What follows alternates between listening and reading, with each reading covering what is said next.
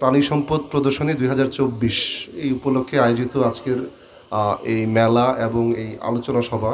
এখানে উপস্থিত রয়েছেন আমাদের আজকের সভাপতি উপজেলা প্রাণী সম্পদ কর্মকর্তা মহোদয় এবং হারামিয়া ইউনিয়ন পরিষদের চেয়ারম্যান মহোদয় রয়েছেন। এখানে সরকারি বিভিন্ন দপ্তরের কর্মকর্তাবৃন্দ রয়েছেন যারা আজকের বিচার কার্যটি করেছেন।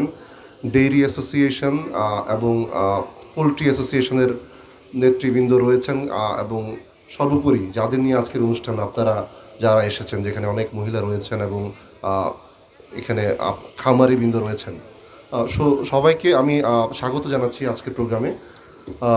তো দেখেছেন আপনারা আজকে যে প্রোগ্রামটি সেটি হচ্ছে সকালবেলা অনুষ্ঠিত হয়েছে এবং মাননীয় প্রধানমন্ত্রী এটি উদ্বোধন করেছেন। মাননীয় প্রধানমন্ত্রী কিন্তু সব প্রোগ্রামে যান না, ঠিক আছে। এখন তিনি কিন্তু এটার ইম্পর্টেন্স মনে করে যে ইম্পর্টেন্ট এখানে থাকা উচিত এরকম একটা প্রাণী সম্পদের মেলায়, এই জন্য কিন্তু তিনি এইবার প্রথমবার এসেছেন, ঠিক আছে। তো এটার গুরুত্ব বুঝতে হবে, কারণ দেশ এগিয়ে যাচ্ছে, আমাদের দেশ এগিয়ে যাচ্ছে। এখন সব কিছুতে আমাদেরকে স্বয়ংসম্পূর্ণ হতে হবে এবং ডেভেলপড হতে হবে। একটা আমরা উন্নত বিশ্বের দিকে যাচ্ছি, ঠিক আছে। যে 2041 যে স্বপ্ন দেখি, সেই স্বপ্নটা কিন্তু আপনাদের সবাইকে নিয়ে, কেউ যাতে পিছিয়ে না থাকে এবং দেশ যাতে সব কিছুতে স্বয়ংসম্পূর্ণ থাকে। এখন প্রাণী সম্পদের অবস্থা আমাদের প্রাণী সম্পদ কর্মকর্তা কিন্তু বলেছেন যে আগে কি অবস্থায় ছিল, বর্তমানে কি অবস্থায় রয়েছে। এখন একটা ট্রিমেন্ডাস একটা ডেভেলপমেন্ট হয়েছে এই সেক্টরে এবং আমরা মাংসে দেখি যে আমরা ঈদে আর কোনো সমস্যা হয় না এবং মাংস উৎপাদনে মোটামুটি আমরা স্বয়ংসম্পূর্ণ এবং মাছেও মোটামুটি একটা লক্ষণীয় পর্যায়ে পৌঁছেছি আমরা উৎপাদনে, যেটা সারা বিশ্বে একটা উদাহরণ সৃষ্টি করেছে। একটু ডিম আর দুধ উৎপাদনে মনে হয় পিছিয়ে রয়েছি, সরকার সেজন্য নিরলসভাবে চেষ্টা করে যাচ্ছে এই সেক্টরে যাতে ডেভেলপ করা যায়। আমরা বলি যে প্রাণী সম্পদের উন্নয়ন, এখন আর কি যে এটা প্রাণী সম্পদ বলে থাকি, কারণ হচ্ছে লাইভ স্টক যেটা সেটা হচ্ছে আমরা সম্পদে পরিণত করতে চাচ্ছি এবং এটা থেকে শুধু বাংলাদেশের লোকজন যে স্বয়ংসম্পূর্ণ হবে সেটা না, যাতে আমরা উল্টে আরও সাপ্লাই দিতে পারি বহির্বিশ্বে, সেইভাবে আমাদের সরকার নিরলসভাবে কাজ করে যাচ্ছে। প্রাণী সম্পদ দপ্তরের কর্মকর্তা কর্মচারীবৃন্দ তারা নিরলসভাবে কাজ করে যাচ্ছেন। এখন সরকার কিন্তু অনেক কিছু হাতে নিয়েছে, এখানে আপনাদেরকে অনেক ট্রেনিং দেওয়া আছে, এখানে মহিলারা রয়েছেন, বিভিন্ন ট্রেনিংয়ে সম্ভবত অংশগ্রহণ করেছেন আপনারা, না এজন্য তো রয়েছেন। তো আপনাদেরকে ট্রেনিং দিচ্ছে।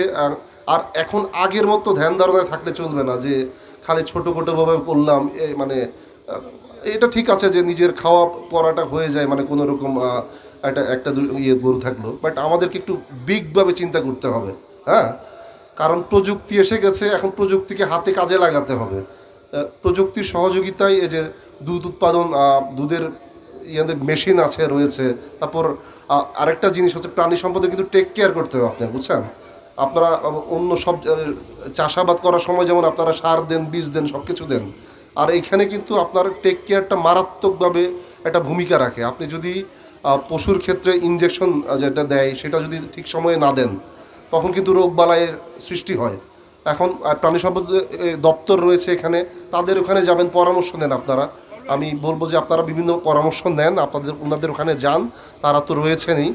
আর আজকের প্রোগ্রামটাকে সফল করার জন্য আপনাদের সবাইকে ধন্যবাদ জানাই। এখানে যারা এসেছেন, আমরা বিভিন্ন বিষয় দেখেছি। এখানে ন্যাপিয়ার জাতের ঘাস, সেখানে কিন্তু একটা প্রযুক্তি, এখানে মনে হয় আজকে সম্ভবত 6 জনকে এটা আমরা হস্তান্তর করতে যাচ্ছি। প্রযুক্তি সাইলেস প্রযুক্তি সম্ভবত এটা। তো এটা হচ্ছে খাবারটাকে যাতে দীর্ঘায়িত করা যায় আর কি, যেমন শীতকালে খাবার দাবার থাকে না গবাদি পশুদের জন্য, তো সেটা একটা সংরক্ষণের উপায় ওনারা বের করেছেন, সেটা আপনাদের মধ্যে সম্প্রসারিত করবেন। যে 6 জন পেয়েছেন তারাও বাকিদের মধ্যে সম্প্রসারিত করবেন। আর যদি বলি আমাদের সন্দ্বীপের অবস্থা তো আমরা লাইভ স্টকে জানি, একটা বিশাল কিন্তু বড় অবদান আছে লাইভ স্টকে। আমরা যদি চারদিকে সন্দ্বীপে, আমি আসার পরে কিছু রাউন্ড দিলাম যে এখানে মহিষ বলেন বা ভেড়া বলেন, এখন অনেক কিন্তু এখানে মোটামুটি রয়েছে। তো সন্দ্বীপের একটা বিশাল অবদান রয়েছে প্রাণী সম্পদে। মাননীয় প্রধানমন্ত্রী তো আজকেও অনুষ্ঠানে বলেছিলেন যে এখানে ভাষাঞ্চরীয় এখানে এসবের কাজ চলছে।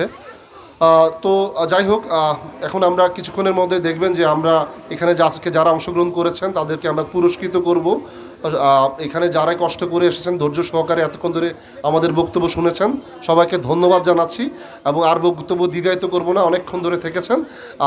সবাইকে শুভেচ্ছা জানিয়ে প্রাণী সম্পদের উন্নয়ন কামনা করে আমি আমার বক্তব্য এখানে শেষ করছি। ধন্যবাদ সবাইকে।